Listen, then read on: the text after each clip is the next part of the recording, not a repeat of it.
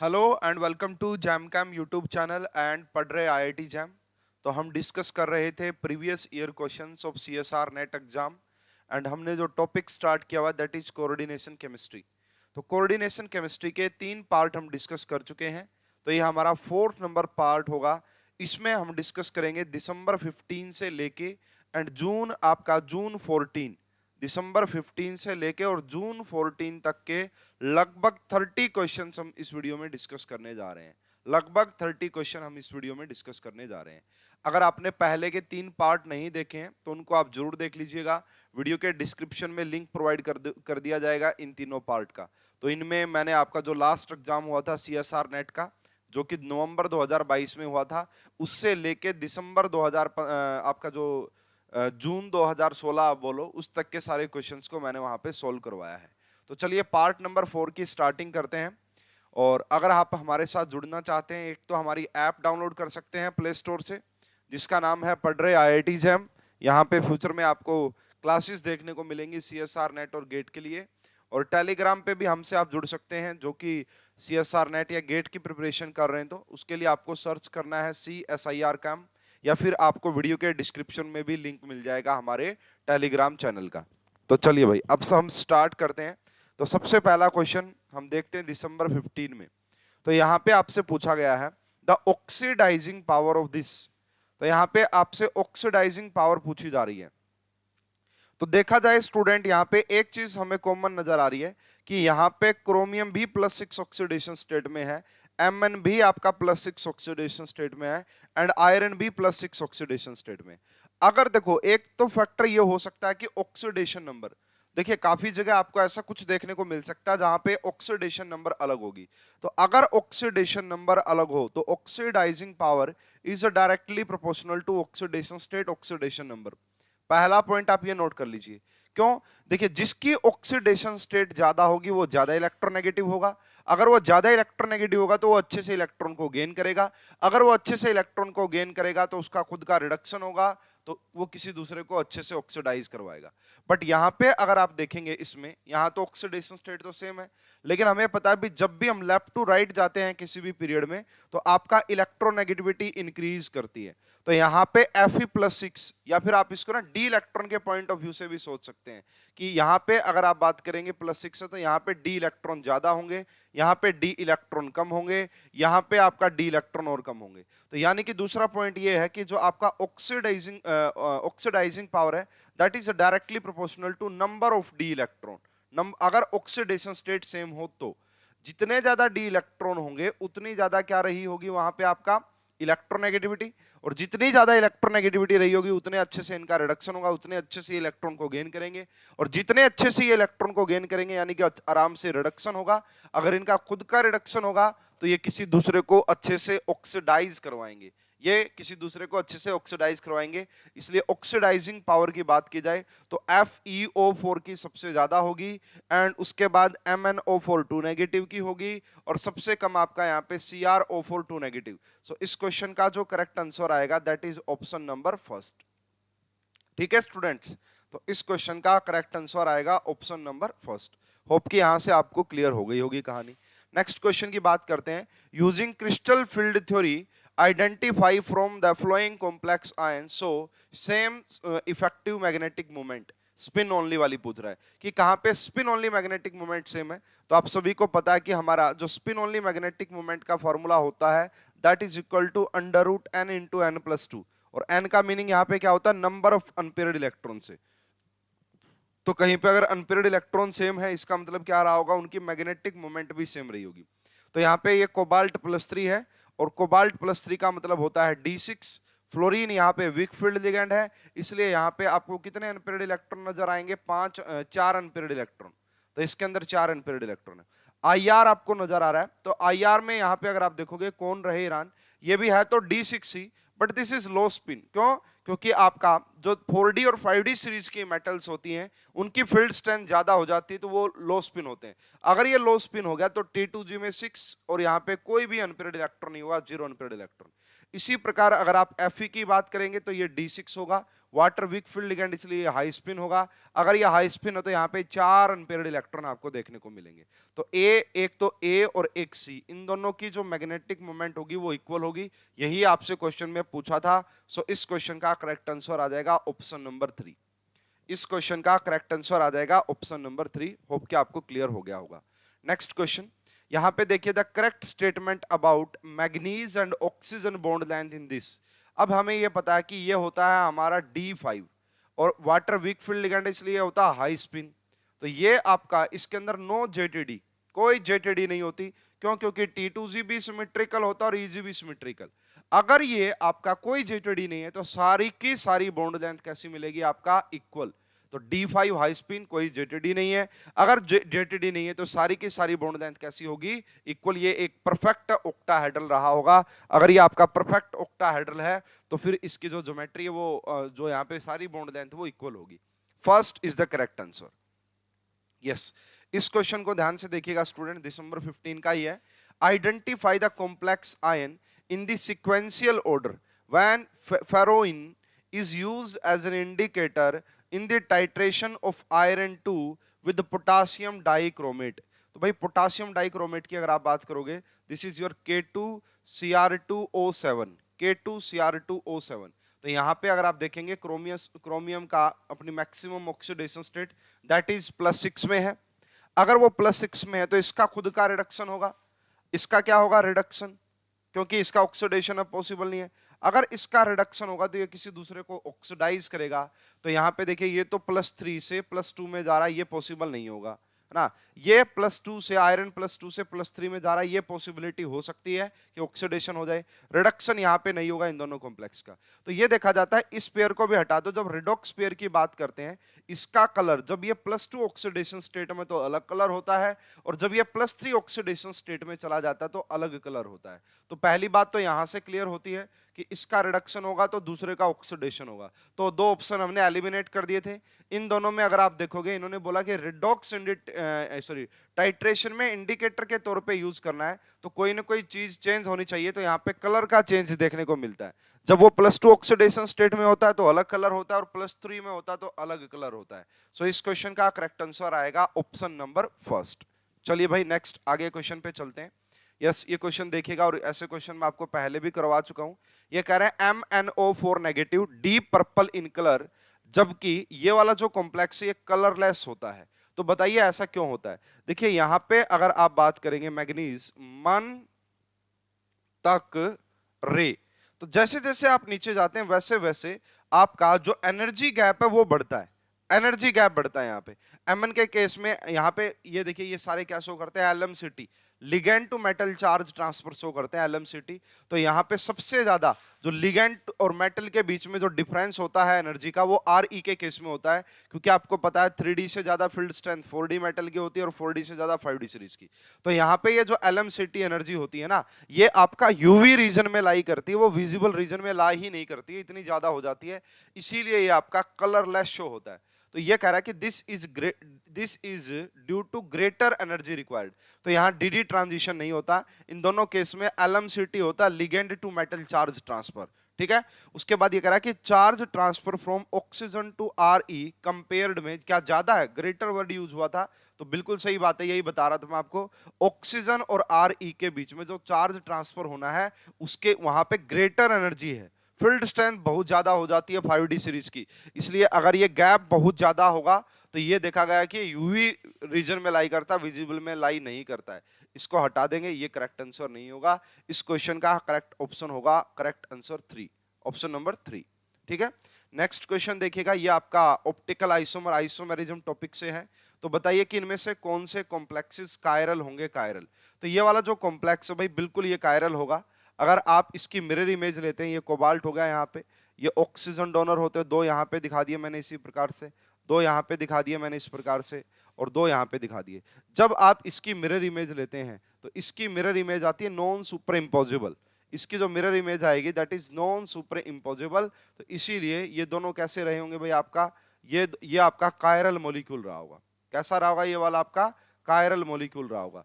इसलिए पहला तो पक्का कायरल होगा, फर्स्ट वाला। ठीक है, फर्स्ट तो पक्का कायरल होगा, ऑप्टिकल आइसोमर शो करेगा। ये देखिए अगर ये सिस होता तो ये कायरल होता, बट अब ये ट्रांस है। अगर ट्रांस है ये तो यहाँ पे प्रेजेंट होती है प्लेन ऑफ सिमेट्री, जो सीएल को हाफ हाफ कट करेगी और ईएन को ईएन की तरफ से बाइसेक्ट कर देगी। तो यहाँ पे पीओएस प्रेजेंट होती है, इसके अंदर आपका पीओएस प्रेजेंट है, सीओएस प्रेजेंट है, तो ये वाला जो है आपका क्या नहीं शो करेगा, कायरल नहीं होगा बी। ये वाला ईडीटीए वाला पक्का कायरल होगा, यहाँ पे ईडीटीए, तो ये भी आपका कायरल। सो करेक्ट आंसर क्या आएगा आपका, A and C. A and C is the correct answer. यहाँ पे भी अलग अलग टाइप के डोनर एटम होते हैं, सो ये भी कायरल होता है। इस क्वेश्चन का सही आंसर आएगा फोर्थ। ठीक है जी, चलिए नेक्स्ट क्वेश्चन। यहाँ पे आपसे बोला गया the correct statement about the substitution reaction. तो यहाँ पे देखिए ये आपका बेसिक हाइड्रोलिसिस है, तो यहाँ पे CN लगा हुआ है और CN के पास प्रोटॉन नहीं है डोनेट करने के लिए, इसलिए ये जो रिएक्शन है ये नॉर्मल SN1 के नॉर्मल SN1 रिएक्शन होगी। तो ये कह रहा है क्या इट ओबे फर्स्ट ऑर्डर काइनेटिक्स, हम कहेंगे जी यस, हम कहेंगे यस, ये फर्स्ट ऑर्डर की काइनेटिक्स है। Its rate is proportional to the concentration of both the reactant, no. यहाँ पे अगर ऐसा कोई लिगेंड प्रेजेंट होता है जैसे अमोनिया जिसके पास प्रोटॉन होता डोनेशन के लिए, तब ये SN1CV मैकेनिज्म होती और इसका ऑर्डर 2 होता, तब इसका रेट रिएक्टेंट पे तो डिपेंड करता ही करता, साथ में OH नेगेटिव की कंसंट्रेशन पे भी डिपेंड करता। बट फिलहाल ये नहीं पॉसिबल होगा। क्या SN1CV मैकेनिज्म होगा, नहीं होगा। क्या OH नेगेटिव की कंसंट्रेशन नहीं होगा। गेट 21 में भी ऐसा क्वेश्चन आया था, मैंने आपको सॉल्व करवाया है। गेट के PYQs भी अवेलेबल हैं पूरी कोऑर्डिनेशन केमिस्ट्री के, गेट 2007 से लेके गेट 2023 तक के सारे प्रीवियस ईयर अवेलेबल हैं चैनल के ऊपर। चलिए उसके बाद ये क्वेश्चन देखिएगा student, little bit tricky question है, ध्यान से। Aqueous chromium 2 positive affects an electron reduction of complex this giving compound Y. Compound Y undergo rapid hydrolysis, तो बताइए कि Y क्या रहा होगा, तो बताइए कि क्या रहा होगा Y। देखिए सबसे पहले क्या किया गया है यहाँ पे भाई, ये आपका कॉपर अमोनिया है ना, एंड ये आपका 5 ये इनर स्फीयर मैकेनिज्म से जाएगा, +2 हो गया। इसी प्रकार अगर आप यहाँ पे देखते हैं प्लस क्रोमियम का एक्वस कॉम्प्लेक्स है क्रोमियम +2 का, तो मैं इसको ऐसे लिख देता हूँ एक बार के लिए, है ना, इसको मैं ऐसे लिख देता हूँ। अब मुझे ये बताओ कि ये किस टाइप का मैकेनिज्म शो करते हैं। देखिए कोबाल्ट +2 जो होता है आपका, अगर आप कोबाल्ट +2 की बात करेंगे तो ये आपका मान लेते हैं यहाँ पे इनर्ट है, कैसा, ये आपका इनर्ट, और ये कैसा है यहाँ पे लबाइल। अब ये किस में कन्वर्ट हो जाएगा, आपका क्रोमियम +3 यानी कि इनर्ट में कन्वर्ट हो जाएगा, और इनर्ट वाला सॉरी यहाँ पे ये कोबाल्ट +3 है, कोबाल्ट +3 है सॉरी यहाँ पे, क्योंकि Cl के ऊपर -1 होता है, कोबाल्ट +3 इनर्ट होता है, और इनर्ट से अब ये लबाइल चला गया, यानी कि इनर्ट से आपका, एक मिनट रुकिएगा भाई, ये इनर्ट से लबाइल जाएगा और वो लबाइल से इनर्ट जाएगा क्रोमियम वाला, तो इनर्ट से लबाइल और लबाइल से इनर्ट। तो जब आपको एक मैकेनिज्म पढ़ाया जाता है that is inner sphere mechanism, तो वहां पे आपको ये पढ़ाया जाता है या तो लिगेंड ट्रांसफर होगा या लिगेंड ट्रांसफर नहीं होगा। तो यहाँ पे this is the case of ligand transfer. अब आपका ये जो यहाँ पे Cl नजर आ रहा है, ये Cl आपको दिखेगा इस क्रोमियम के साथ, ये जो Cl है आपको ये दिखेगा इस क्रोमियम के साथ, ठीक है। तो गिविंग कंपाउंड Y, इसकी रिएक्शन जब आपने करवाई थी Y बना था, ये Y क्या बनेगा, जब आप देखोगे इस कॉम्प्लेक्स की रिएक्शन इसके साथ करवाने पे, तो Y ये वाला देगा गिविंग कंपाउंड Y, और उसका जब हाइड्रोलिसिस करेंगे तो आपको Y क्या मिलेगा। तो देखो यहां से जब क्लोरीन हटेगा तो ये आ गया आपका CONH3 का 5, है ना, ये बनेगा जी यहाँ पे, और इसी का फिर आपका हाइड्रोलिसिस होगा, यहाँ पे सारे के सारे अमोनिया वाटर में कन्वर्ट हो जाएंगे। तो ये पूछ रहा Y कौन है, Y के हाइड्रोलिसिस के बाद नहीं पूछ रहा, हाइड्रोलिसिस के बाद नहीं पूछ रहा क्या प्रोडक्ट होगा, ये पूछ रहा Y ही बताओ Y क्या है। तो Y आपका ये वाला प्रोडक्ट होगा, Y क्या होगा आपका CONH का 5, एंड यहां से एक क्लोरीन निकल गया क्योंकि ये लिगेंड ट्रांसफर का केस था। होप कि आपको ये चीज कहानी क्लियर हो गई होगी। दोबारा से स्टेटमेंट पढ़िएगा कि aqueous chromium 2 positive affects an electron reduction of this complex giving Y। इसके जब आपने इसके साथ रिएक्शन करवाई तो इसने Y दिया है Y, और Y का रैपिड हाइड्रोलिसिस होगा, तो Y बताओ क्या है। इन्होंने ये नहीं पूछा कि रैपिड हाइड्रोलिसिस के बाद क्या बनेगा, इन्होंने पूछा Y बताओ क्या होगा, तो Y आपका first is the correct answer. Next देखिएगा स्टूडेंट इस क्वेश्चन को ध्यान से, the 3 electronic transitions this observed absorption spectrum this, तो बताइए डेल्टा O क्या होगा। तो देखिए यहाँ पे ये क्रोमियम +3 है और क्रोमियम +3 का मतलब होता है D3, और D3 का मतलब होता है this is an example of 2 whole transition, 1 2 3। तो ये 2 होल ट्रांजिशन का एग्जांपल है, और अगर ये 2 होल ट्रांजिशन का एग्जांपल, तो यहाँ पे जो ट्रिक पढ़ते हैं दैट इज FAT, ये वाली ट्रिक है।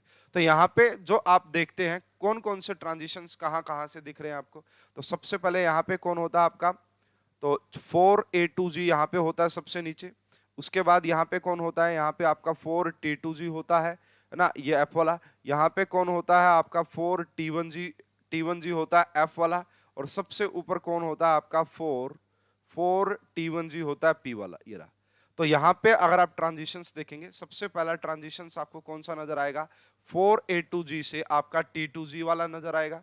उसके बाद अगर आप देखेंगे सेकंड ट्रांजिशन ये रहा, और थर्ड ट्रांजिशन आपका ये रहा, ठीक है। तो इसको हम बोल सकते हैं फर्स्ट ट्रांजिशन μ1, ये आपका μ2 और ये आपका μ3। तो यहाँ पे आपसे पूछ रहे हैं कि किसकी वैल्यू कौन, यहाँ पे डेल्टा ओ की वैल्यू पूछ रहे हैं कि डेल्टा ओ की वैल्यू क्या होगी।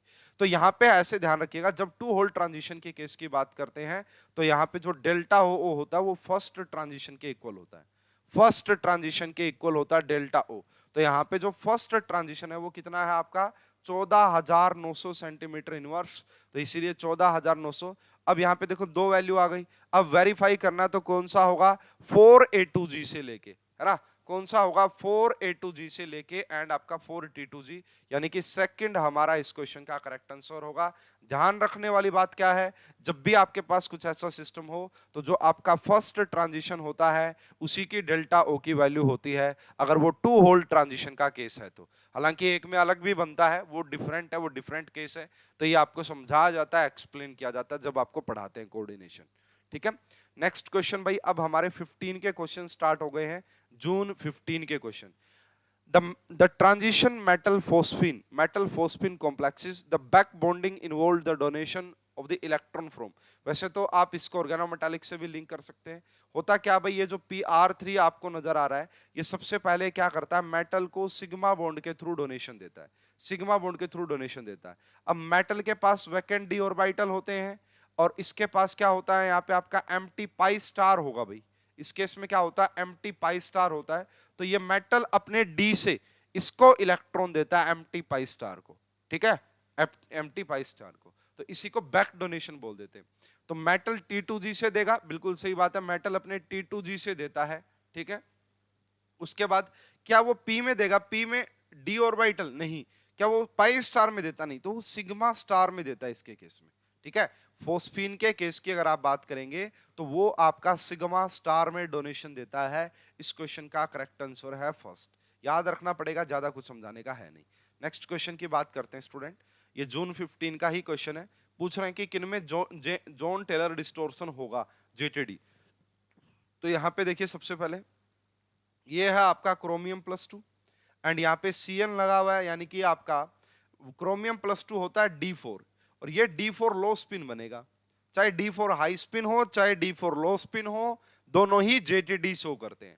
तो फर्स्ट वाला तो पक्का JTD शो करेगा, तो जहां फर्स्ट नहीं हटा दो, ये दोनों ऑप्शन तो हट गए। उसके बाद देखो यहाँ पे K4 हो गया, है ना, Fe है यहाँ पे Fe। अगर हम इसकी बात करें Fe+2, तो Fe+2 होता है D6, और यहाँ पे Cn लगा हुआ है यानी कि लो स्पिन कॉम्प्लेक्स, तो T2G सिमेट्रिकल। अगर T2G सिमेट्रिकल तो BJTD शो नहीं करेगा, BJTD शो नहीं करेगा, हमारा करेक्ट आंसर आ गया 3। उसके बाद देखना यहाँ पे ये कोबाल्ट +3 और यहाँ पे Cn लगा हुआ, कोबाल्ट +3 D6 होता है, और Cn स्ट्रॉन्ग फील्ड लिगेंड लगा हुआ है, तो ये लो स्पिन कॉम्प्लेक्स रहा होगा। अगर ये लो स्पिन कॉम्प्लेक्स है तो JTD शो नहीं करेगा क्योंकि T2G सिमेट्रिकल, इसीलिए रहा। लास्ट में अगर आप देखेंगे दिस इज Mn+2, है ना, ये आपका Mn+2 है, Mn+2 होता है D5, बट यहाँ पे Cn लगा हुआ इसलिए लो स्पिन। अगर ये लो स्पिन है तो ये JTD शो करेगा क्योंकि T2G अनसिमेट्रिकल होगा, 1 2 3 4 5, T2G अनसिमेट्रिकल, ये JTD शो करेगा। तो इन 4 कॉम्प्लेक्स में से जो JTD शो कर रहे हैं that is A and D, that is A and D। सो इस क्वेश्चन का करेक्ट आंसर आएगा ऑप्शन नंबर 3। नेक्स्ट क्वेश्चन की बात करते हैं स्टूडेंट, ध्यान से देखिएगा, यस ये क्वेश्चन ध्यान से देखिएगा, अलग अलग फॉर्मेट में पूछा जा सकता है इसको, और मैंने आपको पहले भी इसके बारे में एक्सप्लेन किया है। यहाँ पे देखिए ऐसा कोई कॉम्प्लेक्स जहां पे एक से ज्यादा लिगेंड लगे हों, एक तो यहाँ पे PHEN लगा हुआ और एक NCS लगा हुआ है, ठीक है। ये कह रहा है कि so spin over cross over behaviour. अब ये स्पिन क्रॉस ओवर बिहेवियर क्या होता है? ये ऐसा होता है भाई, अगर आप टेम्परेचर चेंज करते हैं तो इनकी मैग्नेटिक मूवमेंट भी चेंज होती है टेम्परेचर के साथ, है ना। इस फिनोमिना को बोला जाता है स्पिन क्रॉस ओवर बिहेवियर, ठीक है। तो ये कह रहा है कि इनकी CFSC निकाल के दिखाओ, एक तो 250 केल्विन पे और एक 150 केल्विन पे। तो student spin cross over behaviour क्या बताता हमें? अगर आपका टेम्परेचर हाई है, अगर आपका टेम्परेचर हाई है तो आपका कॉम्प्लेक्स होता है हाई स्पिन, आपका कॉम्प्लेक्स होता है हाई स्पिन। अगर आपका टेम्परेचर लो है तो आपका कॉम्प्लेक्स होता है लो स्पिन। बस इतना ध्यान रखें यहाँ पे। अब PHEN के ऊपर कोई चार्ज नहीं होता, NCS के ऊपर एक नेगेटिव होता है, तो ये बन गया जी Fe+2। क्या बन गया ये आपका? Fe+2 का मतलब हो गया D6। अब देखिए जब टेम्परेचर हाई है यानी कि 250, तो ये कैसा रहा होगा? High spin, high spin. कब? जब आपका टेम्परेचर 250 है। और जब आपका टेम्परेचर हो गया कैसा? 150, तो ये हो गया लो स्पिन, है ना। मैंने आपको क्या बताया है? टेम्परेचर हाई है तो हाई स्पिन, टेम्परेचर लो है तो लो स्पिन, ठीक है। Sorry for some disturbance. अब यहां पे आगे देखिएगा भाई, इसमें तो D6 अगर हाई स्पिन है तो इसकी CFSC की वैल्यू क्या आएगी? एक तो वो बताना है। 1 2 यहाँ पे ये रहा, 1 2 3 4 5 6। पहले तो अनपेयर्ड इलेक्ट्रॉन देखो, जब वो D6 हाई स्पिन है तो अनपेयर्ड इलेक्ट्रॉन 4 है। अगर अनपेयर्ड इलेक्ट्रॉन 4 है तो फार्मूला लगाना √n × n+2, दैट इज √24 आएगा, और √24 आपका 4.9 होगा। तो ये बात समझ में आ गई, जब टेम्परेचर हाई है तो उसकी मैग्नेटिक मूवमेंट आएगी। इसका मतलब हमारा आंसर आएगा इन दोनों में से। अब इसकी CFSC अगर आप निकाल रहे हैं यहाँ पे, कैसे निकालेंगे? 4 नीचे है तो -0.4 की मल्टीप्लाई कर दो 4 से, है ना, 4 से, प्लस में 1.2, यहाँ पे 1.2 आ जाएगा, तो ये आएगा 0.4 डेल्टा O, है ना। माइनस का आएगा, लेकिन माइनस सिर्फ ये बताने के लिए होता है कि एनर्जी रिलीज होती है। तो यहाँ पे 0.4 डेल्टा O आ रही है, यहाँ पे 1.2 डेल्टा O आ रही है। इसका मतलब ये इनकरेक्ट हो गया और ये आपका करेक्ट हो गया। उसके बाद देखना, जब आपने उसको D6 लो स्पिन, जब टेम्परेचर कम किया तो वो लो स्पिन हो गया, और लो स्पिन होने के बाद अगर D6 लो स्पिन है तो यहाँ पे कोई भी अनपेयर्ड इलेक्ट्रॉन नहीं होगा, इसलिए उसकी मैग्नेटिक मोमेंट 0 हो गई।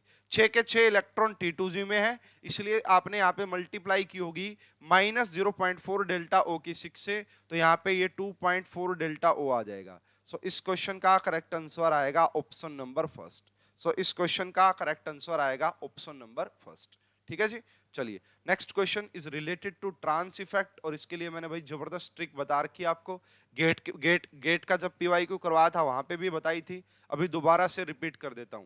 कान को नो पर ऐसे हाँ, मैं पागल नहीं, आई भर कर पी नहीं फिर ओ वाटर, ठीक है। तो आइए देखते हैं क्या है। सबसे पहले तो PtCl4 है ना, और यहाँ पे सबसे पहले आपने एक NO2 के साथ रिएक्शन करवाई है। तो एक NO2 को कहीं पे भी लगा दे कोई दिक्कत नहीं है, एक NO2 को कहीं पे लगा दिया कोई दिक्कत नहीं है, ये हमारा A कॉम्प्लेक्स बन गया। अब इसकी रिएक्शन करवानी है अमोनिया के साथ, ठीक है। अब ये बताओ भाई, एक पॉसिबिलिटी ये हो सकती है कि आप इस क्लोरीन के सामने वाला क्लोरीन हटाओ, दूसरी पॉसिबिलिटी ये हो सकती है कि इस NO2 के सामने वाला हटाओ। तो अब किसके ट्रांस इफेक्ट की वैल्यू ज्यादा होती है? पक्का NO2। देखो क्या ट्रिक थी, कान को नो पर ऐसे हाँ, मैं पागल नहीं। जो मैं पागल नहीं में ना मिथाइल फिनाइल, और जो वो नहीं होता वो NO2 का होता है। उसके बाद आई भर कर पी, क्लोरीन तो बाद में आता है। इसका मतलब NO2 के ट्रांस इफेक्ट की वैल्यू ज्यादा होती है। तो NO2 के सामने वाला क्लोरीन हटाइए और वहां पे अमोनिया लगाइए, तो Pt के सामने लगेगा यहाँ अमोनिया, ये आपका क्लोरीन, ये आपका NO2 और ये आपका क्लोरीन। अगर आप इसको ध्यान से देख पा रहे हैं तो ये ट्रांस है, क्यों? यहाँ पे क्लोरीन और क्लोरीन 180 डिग्री पे आपको नजर आ रहा है, तो ये कौन सा है? आपका ट्रांस है। सो इस क्वेश्चन का सही आंसर आएगा ऑप्शन नंबर फर्स्ट। सो इस क्वेश्चन का करेक्ट आंसर आएगा option number first. Trans effect से रिलेटेड ये क्वेश्चन था, इससे पहले भी मैं आपको गेट में भी करवा चुका हूं एंड जैम के क्वेश्चंस में भी करवा चुका हूं। ये क्वेश्चन लिटिल बिट ट्रिकी है, और मैं कहूंगा इसको आप याद रखेंगे तो ज्यादा अच्छा रहेगा, है ना। याद रखेंगे तो ज्यादा बेहतरीन रहेगा, वरना थोड़ी सी प्रॉब्लम आपको हो सकती है।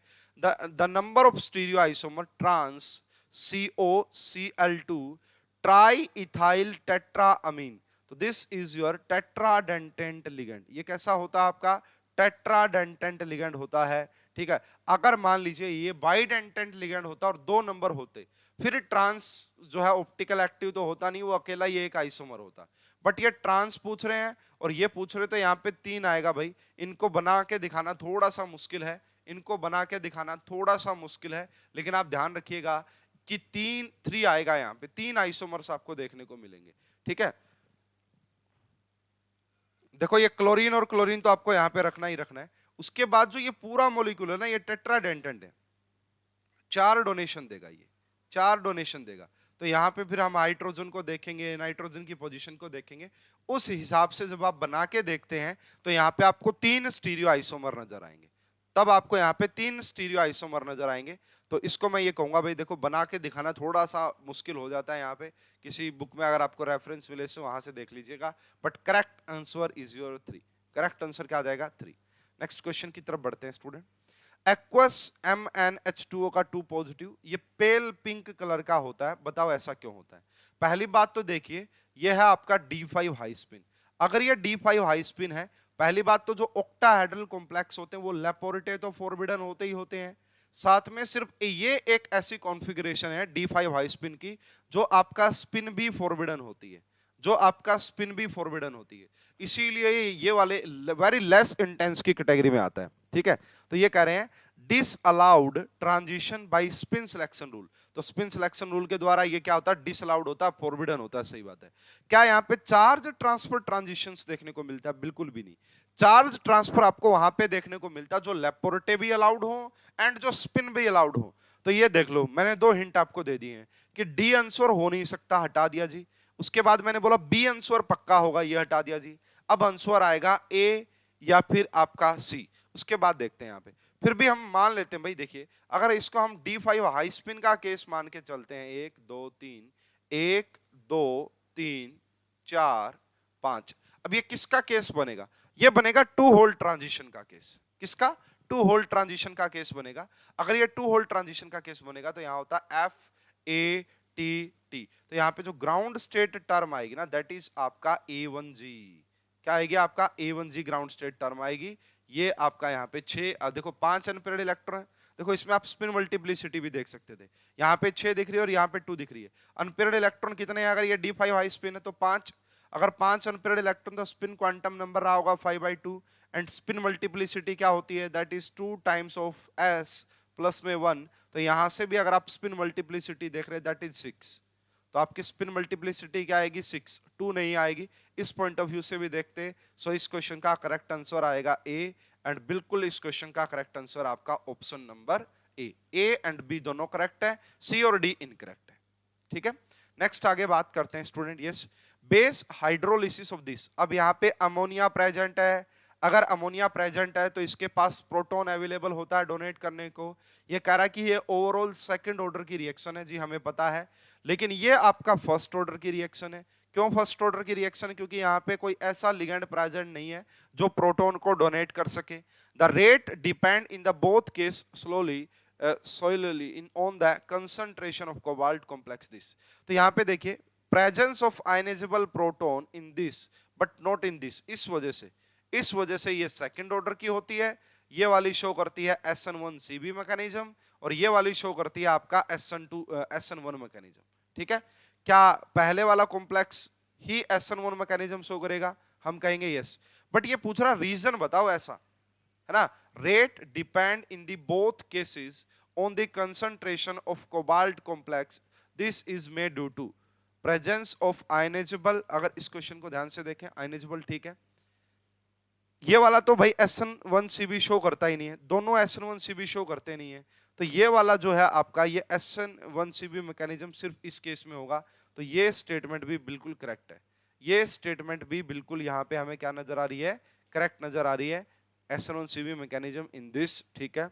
दूसरी बात, the presence of ionizable proton in this but not in this, whereas this is first order, the rate depend on the both case on the concentration of cobalt complex, this is made due to. तो आप यहाँ पे ये वाला case बोलिए कि इसके अंदर आपका जो प्रेजेंट होता है, इसमें वैसे तो दोनों ही स्टेटमेंट ठीक दिख रही है, वैसे तो दोनों स्टेटमेंट ठीक दिख रही है, बस बट मोस्ट अप्रोप्रिएट रीजन जो होता है वो आयनाइजेबल प्रोटॉन का होता है, ठीक है। उस पॉइंट ऑफ व्यू से आप इसका करेक्ट आंसर फर्स्ट बोलिएगा, ठीक है, नेक्स्ट क्वेश्चन पे चलते हैं। The spin only magnetic moment and spectroscopic ground state term symbol बताना है। तो Mn+3 है जी। Mn+3 का मतलब होता है D4 और यहाँ पे फ्लोरीन वीक फील्ड लिगैंड होता है, तो हाई स्पिन बनाओ इसको। हाई स्पिन 1 2 3 4, अनपेयर्ड इलेक्ट्रॉन कितने आ गए 4, तो फॉर्मूला क्या हो गया 4 × 4+2 दैट इज √24 और √24 का जो होता है दैट इज 4.9, ठीक है 4.9। इसका मतलब यहां से इस ऑप्शन को हटा देते हैं, ये पॉसिबल नहीं होगा। अब अगर आपको टर्म सिंबल निकालना तो कैसे, ये +2 होता है, ये +1 0 -1, तो 1 से 1 कैंसल। कैपिटल एल की वैल्यू कितनी आ गई आपका 2, अगर कैपिटल एल की वैल्यू 2 हो तो डी टर्म। अनपेयर्ड इलेक्ट्रॉन कितने हैं 4, तो स्पिन क्वांटम नंबर कितना आ जाएगा 2, स्पिन मल्टीप्लिसिटी क्या आ जाएगी 5, स्पिन मल्टीप्लिसिटी क्या आ जाएगी 5।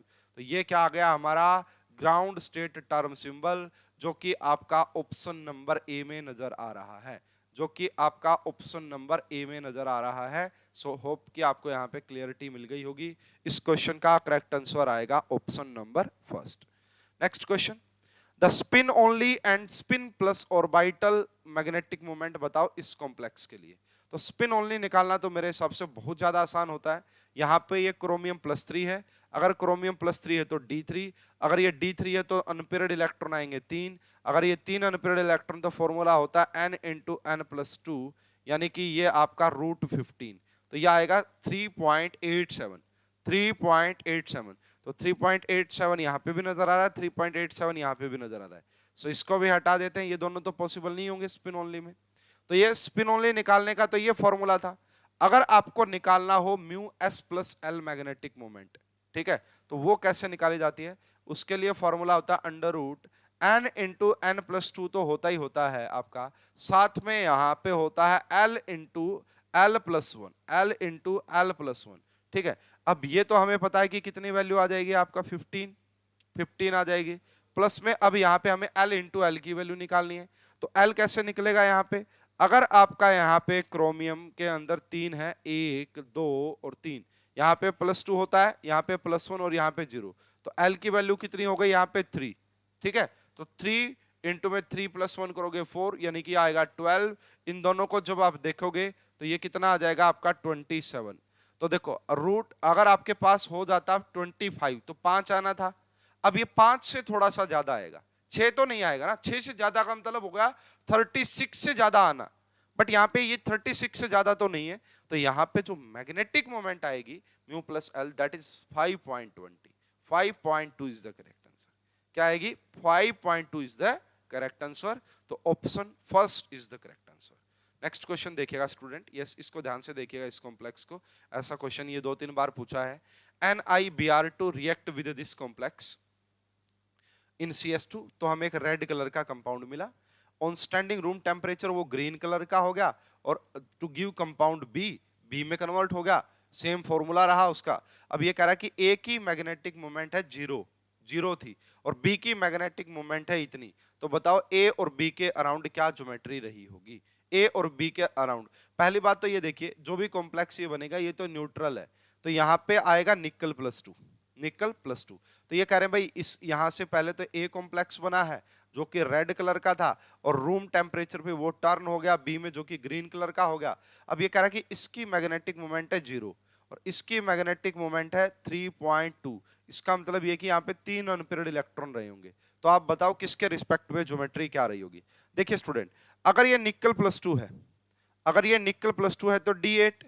अब यहाँ पे ये 0 कब हो सकते हैं अनपेयर्ड इलेक्ट्रॉन, D8 में, D8 में अनपेयर्ड इलेक्ट्रॉन 0 कब हो सकते हैं आपका, देखिए 1 2 3 4 5, 1 2 3 4 5 6 7 8। अगर आप यहाँ पे पेयरिंग करवा दें, अगर आप यहाँ पे पेयरिंग करवा देंगे तो अनपेयर्ड इलेक्ट्रॉन 0 हो जाएंगे, और जब आपने यहाँ पे पेयरिंग करवा दी होगी तो ये हाइब्रिडाइजेशन क्या आ गई होगी DsP2।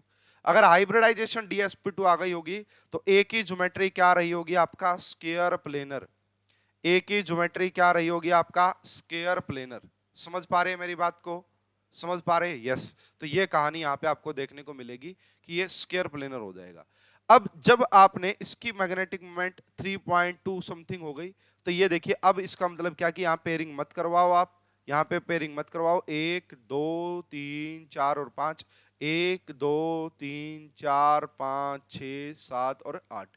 तो कितने अनपेयर्ड इलेक्ट्रॉन नजर आ रहे? दो। जब आप ऐसा करेंगे, हालांकि वैल्यू ज्यादा आ रही है कुछ, उसका रीजन हो सकता है यहाँ पे कि ऑर्बिटल कंट्रीब्यूशन भी रहा होगा कुछ न कुछ। ठीक है, ऑर्बिटल कंट्रीब्यूशन की पॉसिबिलिटी होती है क्या? हाँ, ये टेट्राहेड्रल है तो यहाँ पे पॉसिबिलिटी है। तो अब यहाँ पे हाइब्रिडाइजेशन आएगी sp3। अगर हाइब्रिडाइजेशन sp3 आएगी तो आपका ये टेट्राहेड्रल होगा। तो ए की ज्योमेट्री क्या होगी? ए में मैग्नेटिक मोमेंट 0 थी इसलिए वो स्क्वायर प्लेनर था, एंड बी में कुछ आई थी, हाइब्रिडाइजेशन sp3 थी, इसलिए वो आपका टेट्राहेड्रल। सो इस क्वेश्चन का करेक्ट आंसर आएगा ऑप्शन नंबर फर्स्ट। सो इस क्वेश्चन का करेक्ट आंसर आएगा आपका ऑप्शन नंबर फर्स्ट। होप कि आपको समझ में आ गया होगा। नेक्स्ट क्वेश्चन की तरफ बढ़ते हैं स्टूडेंट। ये वाला जो कॉम्प्लेक्स है वो रेड कलर का दिखाई दे रहा है, और ये वाला जो एल डैश लिगेंड है तो ये ग्रीन कलर का दिखाई दे रहा है। तो ये कह रहा है कि एल और एल डैश के बारे में बताओ कौन सा लिगेंड रहा होगा। तो मेरी बात को यहाँ पे ध्यान से समझना है। अगर मैं यहाँ पे लिखता हूं विबग्योर, ये मैंने लिखा यहाँ पे विबग्योर, तो सबसे ज्यादा अगर देखो लेफ्ट टू राइट जाने से वेवलेंथ इंक्रीज होती है, और एनर्जी की अगर आप बात करोगे वो कुछ इस साइड जाने से इंक्रीज होती है। अगर कोई कलर आपका, स्टूडेंट्स नोट कीजिएगा, विबग्योर में हम ऐसे बनाते हैं विबग्योर, यरा विबग्योर। अगर कोई रेड कलर का दिखाई दे रहा है उसने किसको एब्जॉर्ब किया होगा? ग्रीन कलर को। रेड का दिखाई दे रहा तो उसने ग्रीन को एब्जॉर्ब किया होगा। मतलब जब आपका लिगेंड ओनली एल है तो उसने ग्रीन कलर को एब्जॉर्ब किया है, और एल डैश आपका ग्रीन दिख रहा तो उसने रेड कलर को ऑब्जर्व किया है। अब मुझे ये बताओ कि किसकी एनर्जी ज्यादा होती है, ग्रीन की या रेड की? तो एनर्जी ग्रीन की ज्यादा होती है, क्योंकि लेफ्ट टू राइट जाने से एनर्जी बढ़ती है, तो ग्रीन की एनर्जी ज्यादा है एंड आपका रेड की एनर्जी कम है। तो अब देखो इनमें से कौन सा ऐसा लिगेंड है कि ग्रीन की एनर्जी ज्यादा होने का मतलब हो गया फील्ड स्ट्रेंथ ज्यादा होना। तो क्या अमोनिया नहीं होगा यहाँ पे? अगर अमोनिया होगा तो एनर्जी ज्यादा होगी, एनर्जी ज्यादा होगी तो वो ग्रीन की यानी कि ज्यादा एनर्जी की वेव को अब्सॉर्ब करेगा, और वो फिर आपका रिफ्लेक्ट होकर आपको रेड दिखाई देगा। तो इसके केस में अमोनिया आएगा। अगर वो रेड कलर उसने अब्सॉर्ब किया, मतलब कम एनर्जी की वेवलेंथ को अब्सॉर्ब किया है, that is equal to H2O। सही है? समझ में आ रही है बात? तो ऐसा आपको जो नजर आ रहा है that is option number first. ऐसा जो आपको नजर आ रहा है वो आपका ऑप्शन नंबर फर्स्ट। दोबारा से देखिए, विबग्योर लिखा, लेफ्ट टू राइट जाने से आपका वेवलेंथ इंक्रीज करती है, ग्रीन की एनर्जी ज्यादा है। तो यहां पे देखो अगर कोई रेड कलर का दिखाई दे रहा है तो उसने ग्रीन को एब्जॉर्ब किया है, अगर कोई ग्रीन कलर का दिखाई दे रहा है उसने रेड को एब्जॉर्ब किया है। इनमें से किसकी एनर्जी ज्यादा है? ग्रीन की एनर्जी ज्यादा है। तो ग्रीन का मतलब क्या? अमोनिया वाला केस रहा होगा, क्योंकि अमोनिया के केस में ही फील्ड स्ट्रेंथ ज्यादा होती है एज कंपेयर टू वाटर। सो इस क्वेश्चन का करेक्ट आंसर आएगा option number first. Next question देखिएगा student. If ligand L is a neutral monodentate ligand, this यह कोऑर्डिनेशन नंबर 4 है, यहाँ पे कोऑर्डिनेशन नंबर 6 है, एंड यहाँ पे आपका कोऑर्डिनेशन नंबर 4 है, +3 है। लेकिन यहाँ पे देखिए अगर ये आपका कुछ ऐसा है, ठीक है, और +2 है तो ये होता है D9। कैसा होता है ये? D9। और यहाँ पे भी जब वो +2 में होता है तो ये भी D9 होता है। तो ये दोनों तो हो गए D9। जब D9 है तो यहाँ पे स्केयर प्लेनर की कोई पॉसिबिलिटी है नहीं, और आपको यहाँ पे एक अनपेयर्ड इलेक्ट्रॉन तो दिखाई देगा ही देगा। तो ये दोनों कैसे हो जाएंगे? पैरामैग्नेटिक, है ना? ये दोनों कैसे हो जाएंगे भाई? पैरामैग्नेटिक, क्योंकि एक एक अनपेयर्ड इलेक्ट्रॉन तो जरूर दिखेगा इनमें, पेयरिंग होगी नहीं पाएगी।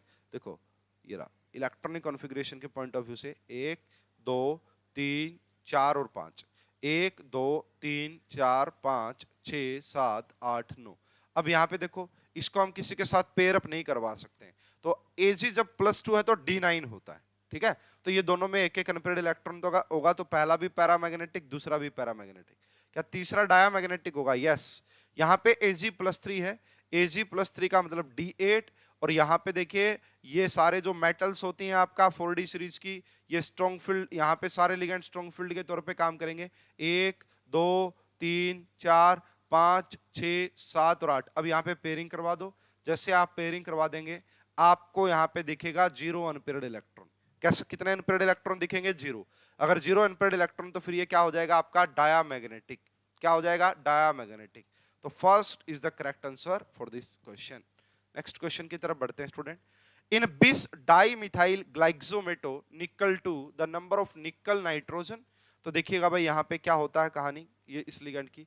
तो ये होगा जी कार्बन एंड नाइट्रोजन, यहाँ पे लगा हुआ है CH3। इसी प्रकार कार्बन C डबल बॉन्ड ये रहा CH3, इसके ऊपर लगा हुआ होता OH, सेम इसके ऊपर लगा हुआ होता है आपका OH, ठीक है, यहाँ पे दिखा दो चाहे इसको। अब यहाँ पे देखिए ये तो एक ग्लाइसिनेटो लिगेंड हो गया, सॉरी डाई मिथाइल ग्लाइक्सिमेटो इसको बोलते हैं, ये रहा एक, लेकिन यहाँ पे बिस का मतलब दो लगे हुए हैं, ठीक है। यहाँ पे बीच में क्या रही होगी आपका निकल मेटल रही होगी, निकल +2 की फॉर्म में, तो ये हो गया N double bond C and यहाँ पे आ गया CH3। इसी प्रकार यहाँ पे क्या आएगा डबल बॉन्ड N, ये हो गया आपका CH3। तो ये क्या करते हैं, डोनेशन जो देखने को मिलेगा वो कुछ ऐसे, ये नाइट्रोजन यहाँ से अपना लोन पेयर डोनेट करेगा, ये नाइट्रोजन यहाँ से अपना लोन पेयर डोनेट करेगा, ये वाला यहाँ से करेगा और ये वाला यहाँ से करेगा। अब इनके ऊपर मैंने आपको क्या बताया कि यहाँ पे भी क्या प्रेजेंट होते हैं, OH प्रेजेंट होते हैं, OH। तो यहाँ पे आपको क्या देखने को मिलता है इस कॉम्प्लेक्स में, स्टूडेंट ध्यान से देखिएगा, यहाँ पे ये डेल पॉजिटिव होता है और ये आपका डेल नेगेटिव, तो इन दोनों के बीच में हाइड्रोजन बॉन्ड देखने को मिलेगा। सेम ये डेल नेगेटिव होता है और ये आपका डेल पॉजिटिव होता है, तो इन दोनों के बीच में भी आपको क्या देखने को मिलेगा, हाइड्रोजन बॉन्ड। तो ये पूछ रहा है पहले तो ये बताओ कि निकल और नाइट्रोजन के कितने बॉन्ड हैं, तो कितने हैं जी, 1 2 3 4। तो निकल और नाइट्रोजन के 4 बॉन्ड नजर आ रहे हैं, जो कि आपका पहले और डी ऑप्शन में ही है। उसके बाद ये कह रहा है क्या निकल और ऑक्सीजन का भी कोई बॉन्ड है, निकल और ऑक्सीजन का यहाँ पे कोई भी बॉन्ड नहीं होता है, निकल और ऑक्सीजन का यहाँ पे कोई भी बॉन्ड नहीं होता, तो ये भी 0 ये भी 0। अब पूछ रहा है इंट्रामोलिकुलर हाइड्रोजन बॉन्ड कितने होंगे, एक ये रहा जी और एक ये रहा, तो इंट्रामोलिकुलर हाइड्रोजन बॉन्ड होंगे यहाँ पे 2, इंट्रामोलिकुलर हाइड्रोजन बॉन्ड होंगे 2। सो इस क्वेश्चन का करेक्ट आंसर आएगा ऑप्शन नंबर ए। इस क्वेश्चन का करेक्ट आंसर आएगा ऑप्शन नंबर ए, ठीक है। The term symbol that is not allowed for np2 configuration, np2 configuration के लिए कौन सा टर्म सिंबल अलाउड नहीं है, that is equal to D3। क्यों नहीं है देखिएगा, पहली बात तो देखिए यहाँ पे जब आपके पास p में 2 इलेक्ट्रॉन भरने की पॉसिबिलिटी है तो आप कैसे कैसे भर सकते हैं भाई। देखो ये होता है आपका +1, ये होता है 0, ये होता है -1। आपको ये चाहिए कि कैपिटल L की वैल्यू क्या आ जाए 2, क्योंकि D के लिए कैपिटल L की वैल्यू होती है 2।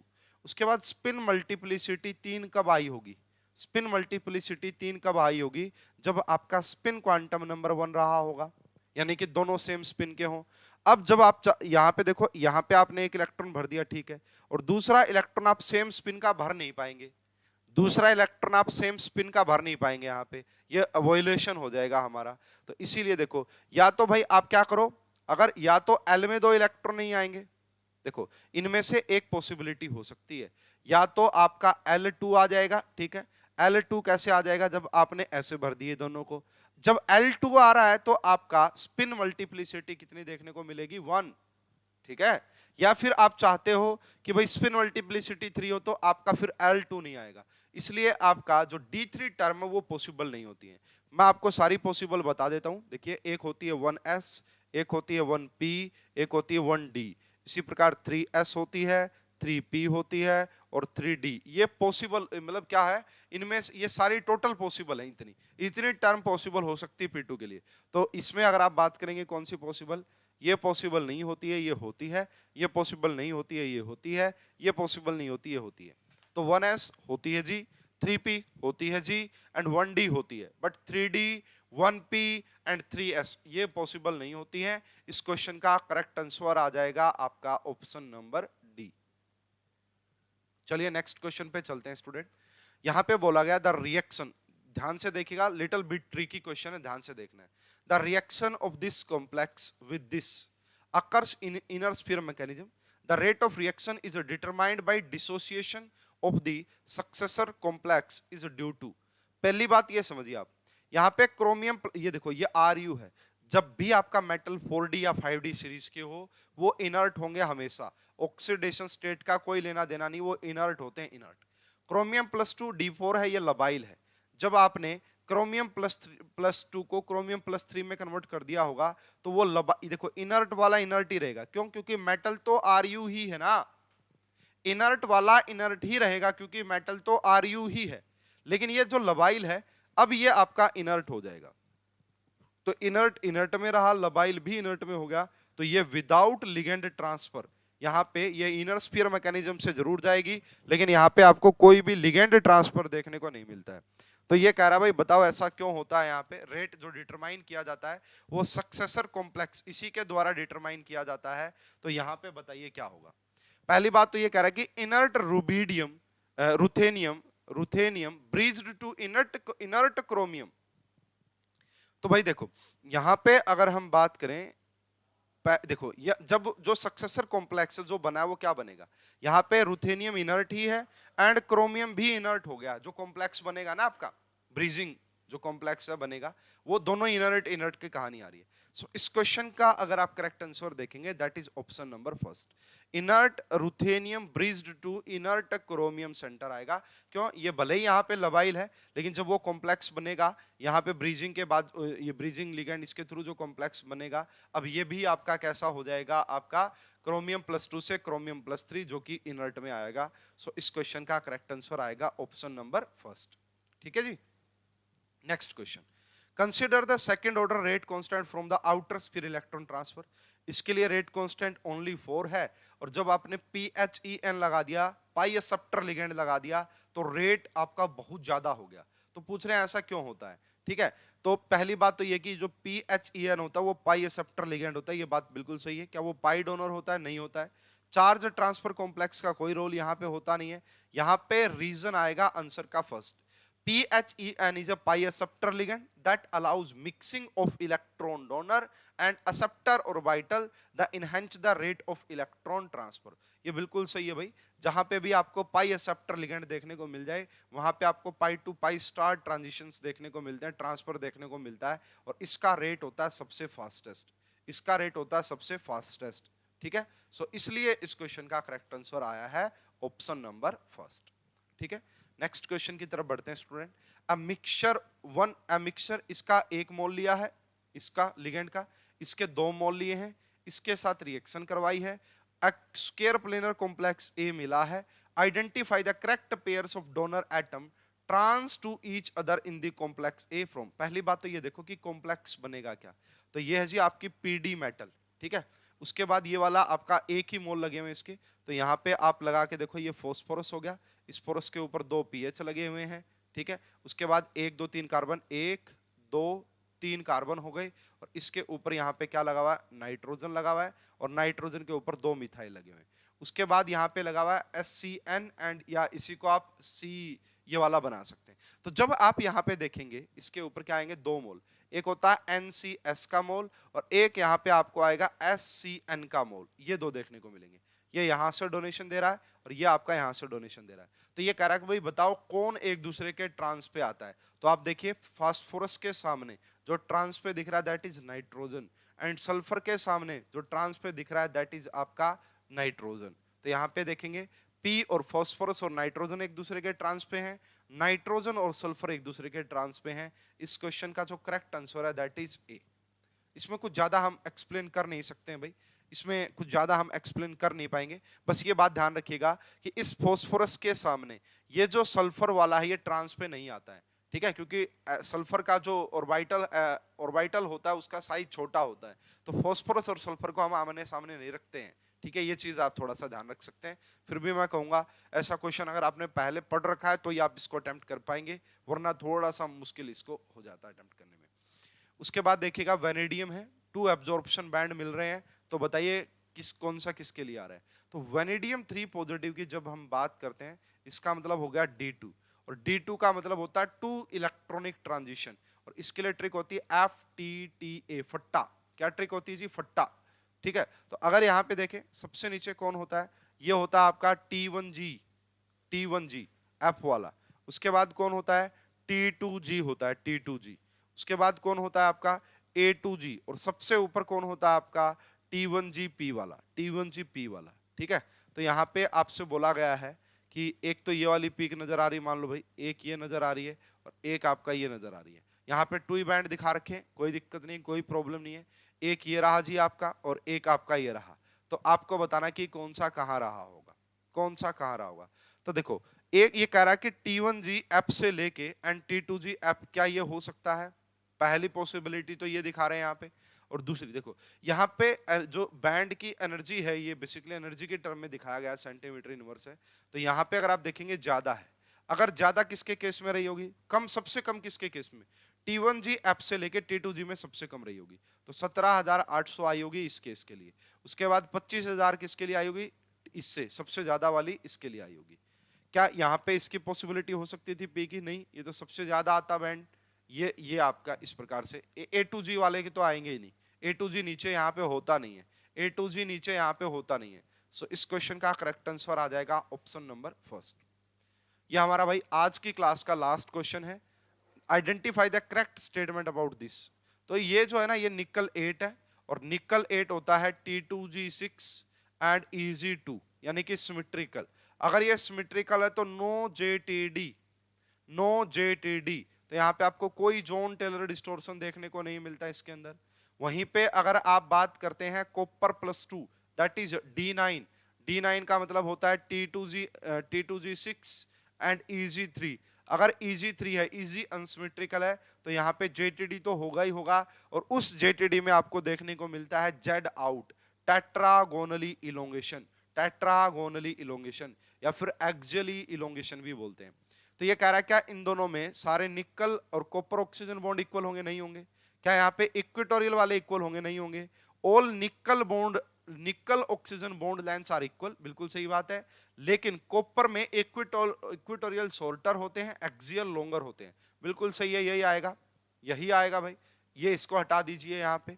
निकल में कोई जेटेडी नहीं है, इसलिए वो परफेक्ट ऑक्टाहेड्रल है। अगर वो परफेक्ट ऑक्टाहेड्रल तो वहां पे आपका सारी bond length equal. But copper में जेड आउट होता है, जेड आउट का मतलब होता है एक्सियली इलोंगेटेड, यानी कि एक्सियल बॉन्ड लॉन्गर है एंड इक्वेटोरियल बॉन्ड शॉर्टर है। सो इस क्वेश्चन का करेक्ट आंसर आएगा सी। इस क्वेश्चन का करेक्ट आंसर आएगा सी। तो ये था जी हमारा पार्ट नंबर 4। अभी भी देखो भाई हमारे कौन कौन से दिसंबर 13, जून 13, दिसंबर 12, जून 12 है ना, इसी प्रकार आपका दिसंबर 11 एंड जून 11, 6 पेपर के क्वेश्चंस और रहते हैं, 6 पेपर के क्वेश्चंस और रहते हैं। तो शायद 1 या 2 पार्ट और आपको देखने को मिले, एक पार्ट, कम से कम एक पार्ट और आने की उम्मीद है, 5वां पार्ट या फिर 6ठा पार्ट भी आ सकता है अगर ज्यादा क्वेश्चन वहां से पूछे गए हैं तो कोऑर्डिनेशन केमिस्ट्री को बिल्कुल मैं डिटेल में क्लियर कर रहा हूं। अगर आप इन प्रीवियस ईयर को देखते हैं तो आपको बड़ी हेल्प मिल रही होगी। अगर वीडियोज आपको अच्छी लगती है, सीरीज अच्छी लगती है, तो लाइक शेयर कीजिए। अच्छा रिस्पॉन्स नहीं आ रहा भाई, जैसे मैं देख रहा हूँ तो काफ़ी स्टूडेंट तो कमेंट कर रहे हैं या बता रहे हैं जी अच्छी लग रही है सीरीज, लेकिन आप सभी बच्चे एक बार कोशिश कीजिए और हमारी ऐप पे जुड़ जाइएगा भाई। वहाँ पे आपको एक फ्री कोर्स मिलेगा PYQ के लिए, जहाँ पे आपको ये सारे कुछ, अभी तो एक ही चैप्टर कंप्लीट हुआ, कोऑर्डिनेशन, IR स्पेक्ट्रोस्कोपी, है ना। धीरे धीरे मैं कोशिश करूंगा कि सारे अपलोड कर दूं और वो आपको कोर्स ऐप पे मिल जाएगा, बिल्कुल वेल तरीके से अरेंज्ड, ठीक है। तो ऐप को डाउनलोड कर लो और टेलीग्राम ग्रुप CSR कैंप पे जुड़ जाओ। ज़्यादा इन्फॉर्मेशन के लिए सारी क्लासेस के लिंक वगैरह जो भी है वो आपको यहाँ पे मिलते रहेंगे। होप कि आपको ये सीरीज काफ़ी पसंद आ रही होगी, ये वीडियो काफ़ी अच्छी लग रही होगी। अगर ऐसा है तो आप चैनल को सब्सक्राइब करें, वीडियो को लाइक करें, ज़्यादा से ज़्यादा शेयर कीजिए। तो इस वीडियो में अभी के लिए इतना ही। आप सभी का बहुत बहुत धन्यवाद। Thank you.